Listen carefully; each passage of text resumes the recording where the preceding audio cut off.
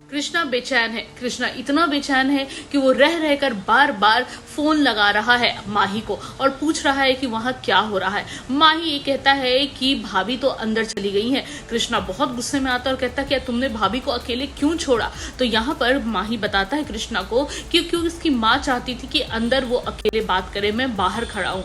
यहाँ पर कृष्णा कहता है कि तुम सारी बात कान लगाकर सुनो, कहीं कुछ गलत तो नहीं हो रहा है मैडम जी के साथ। यहाँ पर गंगा को बार बार कृष्णा जो है तंग कर रहा है और कह रहा है कि आखिर क्या होगा, मैडम जी लौट कर आएंगी कि नहीं आएंगी। उनके फैमिली वालों ने उसे अंदर बुला लिया है और दरवाजा बंद कर दिया है।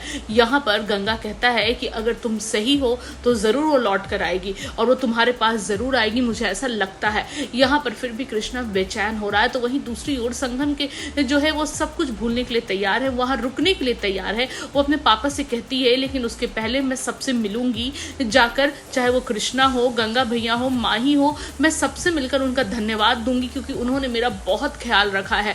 यहाँ पर उसके पापा कहते हैं कि हाँ ठीक है, मैं साथ में चलूंगा। लेकिन तब तक विक्की आ जाता है और विक्की शुरू कर देता है अपनी वही पुरानी घिसी पीटी बातें और फिर वो कहता है कि तुम सिर्फ मेरी हो और तुमको मेरे साथ ही रहना होगा। अब ये देखने के बाद संगम गुस्से में आ जाती है और कहती है कि अब मुझे समझ में आया कि आप लोग यहाँ पर मुझे झूठ बोलकर बुलाए हैं। आप लोग मेरा सर्टिफिकेट दे दीजिए, मैं यहाँ से चली जाऊंगी। मुझे इस विक्की के साथ नहीं रहना है, नहीं शादी करना है।